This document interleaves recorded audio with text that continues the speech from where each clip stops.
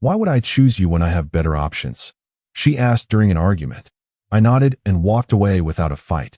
Months later, she was the one reaching out after realizing those options didn't work out. Why would I even choose you when I have better options? She said it like it was nothing. Like the words were just filler, just noise between the real argument, just something she threw out because she'd run out of louder things to say. But I heard every syllable. I felt each one land differently. Not like a slap, not like a scream. More like a quiet door closing somewhere deep inside me. I didn't yell back. I didn't ask her what she meant. I didn't beg her to take it back the way I would have 6 months earlier. I just looked at her for a long moment, nodded once, and walked to the bedroom to get my jacket. She probably expected me to fight. That was always how it went with us. She'd push, I'd push back, and somehow we'd end up apologizing over takeout at midnight like none of it ever happened. But something had shifted that night. Something quiet and permanent. And I didn't know it yet. But that single sentence she threw at me like it meant nothing would be the sentence that changed the entire direction of my life. I should probably tell you what I had to lose first. Because none of what happened makes sense unless you understand that I genuinely loved this woman. Not the easy kind of love you see in movies. The kind that builds slowly. The kind where you stop sleeping well when she's not there. The kind where you know how she takes her coffee and what her silences mean and which laugh is real and which one is just politeness. 2 years of that kind of love. 2 years of building something I thought was solid, something that had weight and foundation and a future attached to it. We had talked about moving in together. We had argued about paint colors for a hypothetical apartment. She had met my mother twice. I had a key to her place. These aren't small things. These are the kinds of threads that, when pulled, don't just come loose. They unravel something you spend a long time weaving. And I felt all of it standing in her hallway that night, jacket in hand, realizing that something irreversible was already in motion. I didn't realize it then, not fully, but that moment changed everything. If you enjoy real stories like this, subscribe, because what happened next changed everything for me. I was 29. Brooke was 27.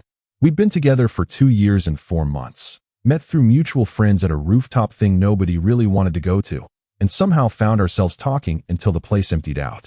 We lived in the same city, both worked, both had our own lives, both thought we were building something that mattered. That's all you really need to know about the before. The argument that night hadn't even started as something serious. It started the way most of our arguments started toward the end, over something small, something that shouldn't have mattered, something that was really just a stand-in for the bigger thing neither of us was saying out loud. I had canceled plans with her earlier that week. Not casually, not without reason. I had a work deadline that genuinely couldn't wait, something I'd warned her about days in advance, something she'd said she understood at the time. But by Friday night, she wasn't feeling understanding anymore. She was sitting on the couch when I got to her place, arms crossed, that particular kind of quiet that isn't actually quiet at all. I set my bag down. I kissed her on the cheek. She turned her head just slightly, enough that I caught air instead. And I knew. You okay? I asked. Fine, she said. Which, if you've ever been in a relationship for more than 6 months, you know that word carries the opposite of its actual meaning. Brooke? I said, sitting down beside her. What's going on? She turned to look at me then, and there was something in her eyes I hadn't seen before. Not anger exactly. More like she'd already made a decision about something and was just going through the motions of the conversation. I just feel like I'm never a priority, she said. I stayed calm. I walked her through what had happened with the deadline. I reminded her of the conversation we'd had earlier in the week where she'd specifically said it was okay. I wasn't being cold about it. I was trying to actually talk. But she wasn't in a space to hear it. You always have an excuse, she said. It's not an excuse, I said. It's literally what happened. Other guys don't do this, she said. And there it was. The first small version of the thing that was coming. I noticed it. I let it pass. I kept my voice even and said, what other guys are we talking about? She waved her hand like I was being dramatic. I'm just saying. I have people who would make the time. People, I repeated. Friends. Whatever. People who actually show up. I looked at her for a moment. Something in the back of my mind filed that away. Not loudly. Just quietly, like a folder sliding into a drawer. We kept talking. Or trying to. She cycled back through old grievances. A birthday dinner where I'd been distracted, a trip we'd planned and then postponed, a night I'd gone to bed early instead of staying up to talk. Each one by itself was understandable. All of them stacked together felt like she'd been building a case. I tried to meet her on each one. But here's the thing about trying to reason with someone who isn't actually looking for resolution. You just exhaust yourself. Every point you address opens two more. Every calm response gets read as detachment. Every effort you make gets swallowed up before it can register. I could feel myself getting tired. Not angry, just drained in a way that was different from anything I'd felt in this relationship before. I feel like you don't even fight for me anymore, she said. I'm here right now, aren't I? I said. Physically, she said. That's the minimum. Brooke, I'm serious, she cut in. Like, why am I with you? What are you actually giving me that I couldn't get somewhere else? I went quiet. Not because I didn't have an answer. Because the question itself told me something. You don't ask that question when you're just venting. You ask that question when you've already been imagining the answer somewhere else. Is there someone else you're thinking about? I asked. Direct. No heat in it. Just the question. She looked at me. Then she laughed. Not a mean laugh, just a dismissive one, like I'd asked something too small for her to bother with. No, she said. I'm not that person. But she didn't look me in the eye when she said it. And I noticed. I didn't press it. Something told me to let it breathe. We kept going in circles. The argument wasn't getting louder, it was just getting longer, and longer arguments aren't better, they're just more exhausting. Then she said it. Not screaming it. Not even particularly cruel about the delivery. Just matter of fact, like she was stating something obvious. Why would I even choose you when I have better options? Silence. I looked at her. She was looking at me like she was waiting for me to get defensive, to start justifying myself, to ask what options, to beg her to clarify. I didn't do any of it. I nodded once. Stood up. Picked up my jacket from the armrest. Okay, I said. That was it. One word. Wait, what does okay mean? She said. I didn't answer right away. I walked to her front door, opened it, and stood in the doorway for just a moment. It means okay, I said. And I left. I drove home in complete silence. No music. No podcast. No call to a friend to vent. Just the sound of the road and my own breathing and that sentence sitting in the passenger seat like a person. Better options. I turned it over in my head. Not to torture myself with it. Just to actually look at it. And here's what I kept coming back to. The worst part wasn't that she'd said it. The worst part was that she'd clearly thought it. You don't pull a line like that out of thin air in the middle of an argument. That comes from somewhere. That comes from conversations you've had in your own head, late at night, comparing, measuring, wondering. She had already been measuring me against someone else. Maybe not one specific person. Maybe just a version of something she thought was out there, something better, something more. And she decided, at least in that moment, that she could get it. I sat in my parking lot for almost 20 minutes. Not crying. Not texting her. Just sitting. There was this strange calm that had come over me that I didn't quite understand yet. I went inside, made a glass of water, and lay down on top of my covers without changing. I stared at the ceiling. And sometime around 2 a.m., I made a decision. Not an angry one. Not even a sad one exactly. Just a clean one. She texted me the next morning. You really just left like that? I stared at the message. I put my phone face down. I made coffee. I went for a run, something I hadn't done in months, something I used to do every day before the relationship started eating those hours. When I got back, there was another text. I just need to know where your head is at. Then 15 minutes later. Can you at least tell me if you're okay? I sat down. I thought about what I wanted to say. Then I typed back. I need a few days to think. I'll reach out. That was it. Short. Not angry. Not cold. Just honest. Her response came fast. That's it. You're not even going to try? I turned the phone over again. I'd already given her my answer. Here's what I want to be honest about. The first week was not clean or peaceful or empowering. It was brutal. Not because I was falling apart. I wasn't. But because the absence of something you've centered your life around for 2 years is genuinely physical. I kept reaching for my phone to text her something, a song I heard, a joke I thought she'd find funny, a stupid thing that happened at work. Then I'd remember and put the phone down. I'd wake up on her side of the bed. We had sides even in my apartment, and the wrongness of the space there would register like a dull ache before I was even fully awake. This is what people don't say about breakups. It's not dramatic. It's quiet. It's the mundane moments that get you, not the big ones. And here's the thing I kept having to remind myself every time I felt the pull to just call her and smooth it over. She said it. She was thinking it. And she hadn't apologized for it in any of those texts. She'd asked where my head was. She'd asked if I was going to try. But she had not said, not once, I shouldn't have said that. I'm sorry, I didn't mean it. That told me everything. My friend Carter noticed before I said anything. We grabbed food one Tuesday evening, maybe 10 days after everything happened, and he looked at me across the table and said, "You look different." "Different how?" I said. "Like something settled," he said. "Is everything okay with you and Brooke?" I told him what happened. Not the whole thing, just the bullet points. He was quiet for a moment. Then he said, "And you just left?" "I left," I confirmed. He nodded slowly. "Good," he said. That surprised me. Carter had always liked Brooke. He'd told me multiple times she was good for me. "I thought you liked her," I said. "I did," he said. "But I've also watched you shrink for about 8 months and tried to figure out how to tell you." I blinked at him. "Shrink?" I said. "You stopped coming to things," he said. "You stopped talking about your music stuff. You canceled 3 times when we had plans and you'd apologize like it was a health emergency, but it was always because she had something else going on and you just rearranged." I didn't have an answer for that. Because he was right. I had rearranged. A lot. And I'd done it quietly, without even fully tracking how much. "Better options," he repeated, shaking his head. "She said that." "She said that," I confirmed. He looked at me. "Then let her go find them," he said simply. And something in that simple sentence broke something loose in me. Not in a painful way. More like a pressure valve releasing. Let her go find them. Yeah. Okay. I won't pretend the clarity came all at once. It didn't. It came in pieces. The second week I started going back to the gym, not out of some self-improvement montage impulse, but because I needed something to do with the restless energy that had no other outlet. The third week I pulled out a guitar I hadn't touched in over a year. Carter had mentioned the music thing, and something about it stuck. I wasn't good anymore. I'd been good once, not professionally, just genuinely decent and connected to it. And somewhere in the relationship the guitar had moved from the living room to the closet, and I hadn't noticed when that happened.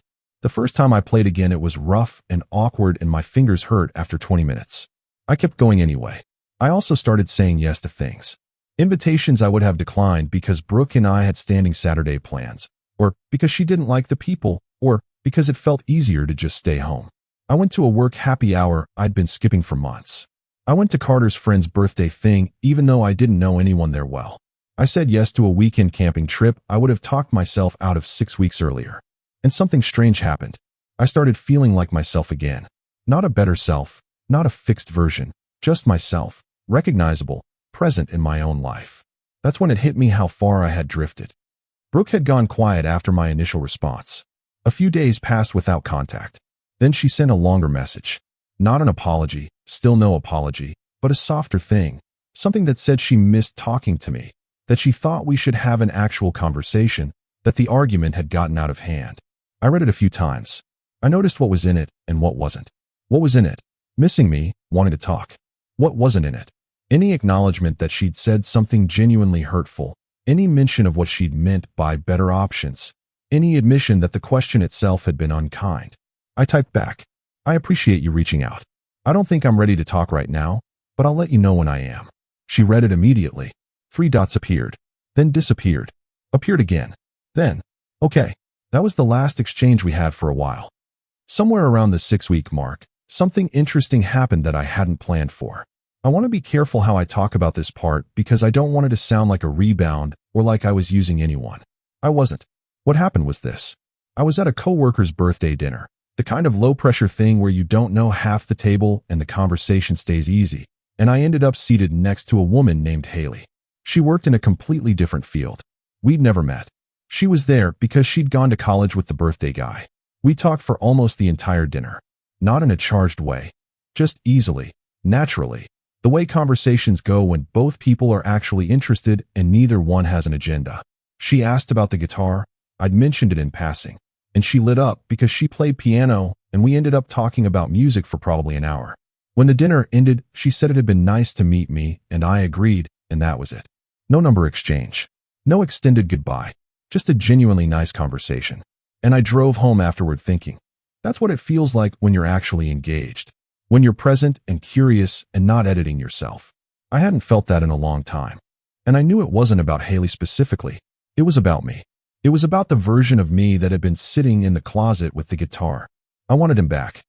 2 months out, I had settled into a new rhythm. Morning runs, 3 times a week. Guitar, whenever I felt like it. No pressure. More social. More present. Work was going well, better, actually. Now that I wasn't spending emotional bandwidth managing someone else's uncertainty about me. I hadn't cried over Brooke, which surprised me. What I had done was feel a specific sadness that wasn't about her exactly. More about the time, about the version of myself I'd spent 2 years slowly muting. You grieve that differently. It's lower. It comes up at odd moments. Like when you hear a song you used to like and remember not playing music for a year and a half. Carter and I had started doing Sunday breakfasts. Just the two of us. Catching up the way we used to before schedules and relationships made that kind of consistency harder. One Sunday, he mentioned he'd run into someone who'd seen Brooke recently. I kept my face neutral. "How's she doing?"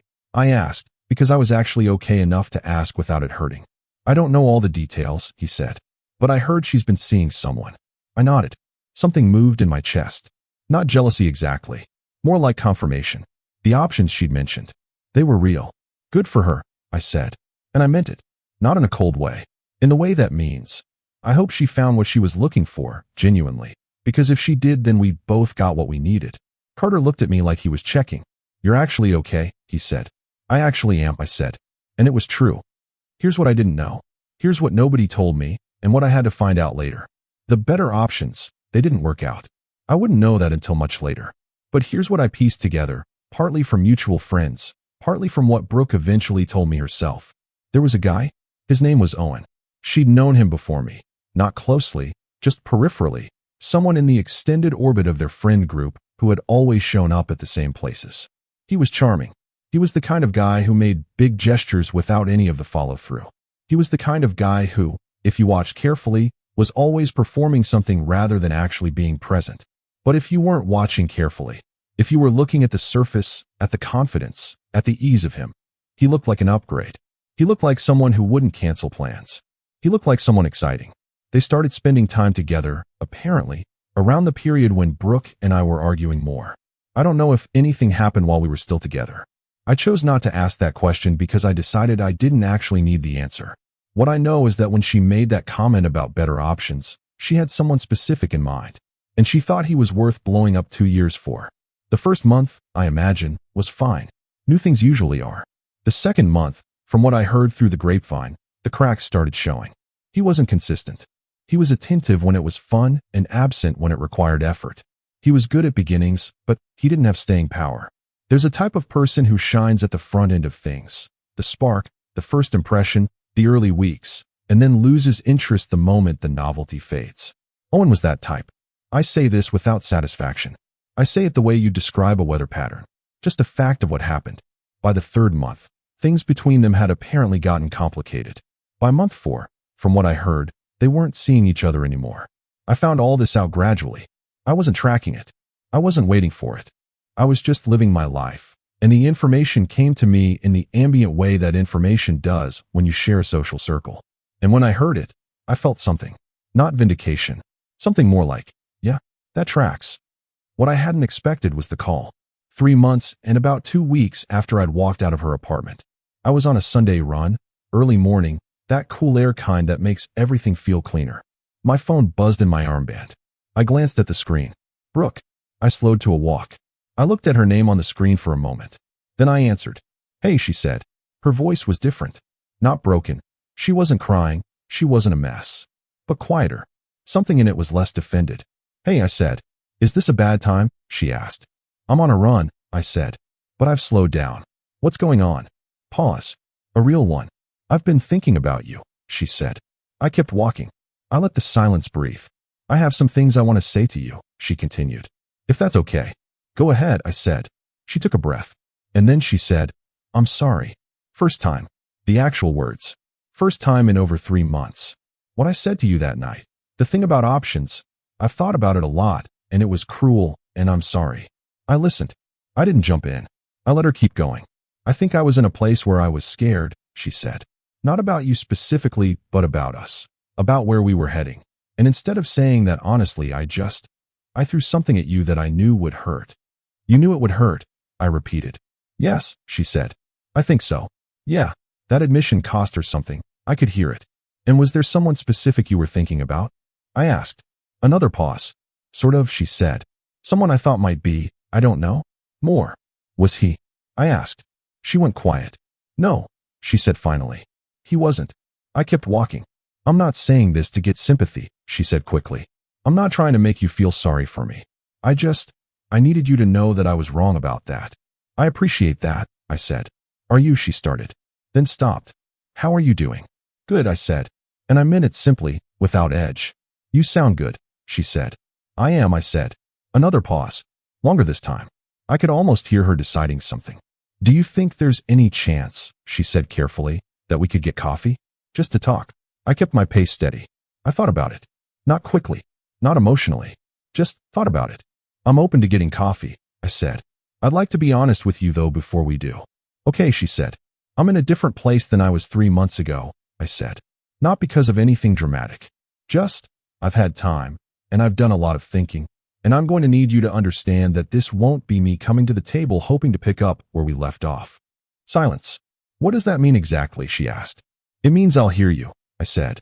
But I'm not going to walk into that coffee with the goal of getting back together. If that's what you're hoping for, you should know that up front. The silence stretched. That's fair, she said finally. Her voice was small in a way I wasn't used to hearing from her. Okay, I said. Text me, and we'll figure out a time. Okay, she said. And thank you for answering. Of course, I said. We hung up. I put my phone back in the armband. I started running again, and I noticed that my heart rate was completely calm. We met on a Thursday, a coffee place neither of us had been to together before. I suggested that specifically, didn't want familiar ground muddying anything. She was already there when I arrived. She looked well. Not diminished, not broken, nothing dramatic. Just a little less guarded than usual. Like she'd put something down before walking in. Hey, she said. Hey, I said. We ordered. We sat. There was a bead of awkwardness that we let pass without rushing past it. You look good, she said. Thanks, I said. You too. I've been trying, she said. Getting back into things. Same, I said. She wrapped both hands around her mug. I've been rehearsing what I wanted to say to you, she said. And now I'm here and it all feels wrong. Then don't rehearse it, I said. Just say what's true. She looked at me.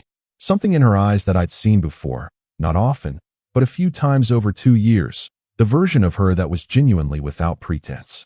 I was taking you for granted, she said. Direct. No softening. I was comparing you to ideas, she continued. Not to real people, not even to real situations. Just ideas of what something different might look like. And I was using those comparisons as reasons to be dissatisfied instead of actually talking to you about what I needed. I listened. I nodded. And when you walked out, she said, I was furious at first. I thought you were being dramatic. I thought you'd come back and we'd fight about it, and then it would be fine. But I didn't come back, I said. You didn't come back, she confirmed. And then I started thinking about what I'd actually said. And it got worse every time I thought about it. I let her sit with that. The guy you asked about, she said, not looking at me now. You don't have to. I started. No, I want to, she said. He was never, it was nothing. It was a reminder that shiny things aren't better things. She looked up. He was the kind of guy who makes you feel chosen, she said. At first. And then you realize he makes everyone feel chosen. And it's not about you at all. It's just performance. I held my coffee. I thought about you, she said. During that, I thought about how you never performed. How you just were. And I'd confused steadiness for boredom. That one landed. Not painfully, but precisely. I did that too, she said. That was my mistake. I looked at her across the table, and I realized something. What I felt wasn't what I expected to feel. I wasn't flooded with relief or hope or the urge to close the distance. What I felt was something quieter, a genuine fondness, a genuine sadness for what we'd had and lost, and a very clear understanding that what she was describing, the mistakes, the growth, the clarity, all of it had come too late. Not because I was punishing her, not because I was holding the grudge, but because I had spent 3 months rebuilding a version of myself that felt true, and I knew. I just knew that going back would mean risking that. I wasn't the same man who had stood in her hallway with his jacket. That man had needed her validation without fully realizing it. This man didn't. And that shift wasn't reversible. Can I be honest with you? I said. Please, she said. I think I needed that night to happen, I said. As awful as it was. She looked at me. I had gotten so wrapped up in making things work between us that I stopped checking in with myself, I said. I was canceling things, dropping things, reorganizing my whole life around a relationship that I don't think we were actually as aligned as I was telling myself we were. She was quiet. I'm not saying that to be mean, I said. I'm saying it because I think you were probably feeling something true, even if you expressed it in the worst possible way. What do you mean? She said. I think we had run out of road, I said, somewhere before that argument. And neither of us had been honest enough to say it. So it came out like that instead. She looked down at her mug. Maybe, she said softly. I forgive you for what you said, I told her. Genuinely. I'm not carrying that. Her eyes came back up. But I don't think getting back together is right for either of us, I said. Not because I'm angry, but because I think we'd just end up back in the same place. She nodded slowly. I watched her process it. And she was graceful about it, which I hadn't known she could be. She didn't argue. She didn't push. I thought you might say that, she said. Did you? I said. I hoped I was wrong, she admitted. But yeah, I had a feeling. We sat for a little longer. Talked about smaller things. The kinds of conversations you have when the hard part is already done and you're just figuring out how to close an evening with dignity. When we left, she hugged me outside on the sidewalk. Not desperately, just honestly. I'm glad you answered the phone, she said into my shoulder. Me too, I said. We went our separate ways. I walked back to where I'd parked, hands in my jacket pockets, the city doing its ordinary city things around me. And I felt something I want to try to describe accurately because I think it matters. It wasn't victory. It wasn't sadness. It wasn't the clean dramatic resolution you see at the end of movies. It was more like arriving somewhere you've been moving toward without knowing your destination. Like looking up and realizing you're standing on solid ground. There are things I kept thinking about in the weeks after that coffee. About how I'd built so much of my sense of worth inside that relationship without realizing it. How her approval had become this quiet measuring stick I was always checking against. How her dissatisfaction had made me anxious in a way I'd never admitted to myself.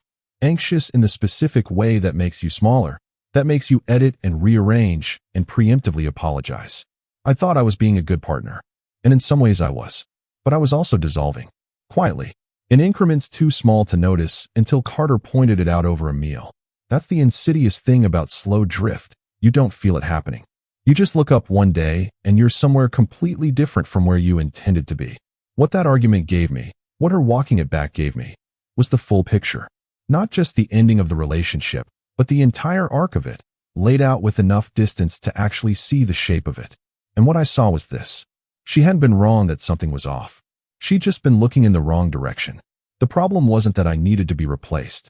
The problem was that we'd stopped being honest with each other about what we actually needed. And when that happens, when you both keep turning down the volume on your own voice, pressure builds. And eventually it comes out. Usually not in the way you'd choose. Carter asked me once, after all of this had settled, if I regretted the relationship. No, I said. Even with how it ended, he said.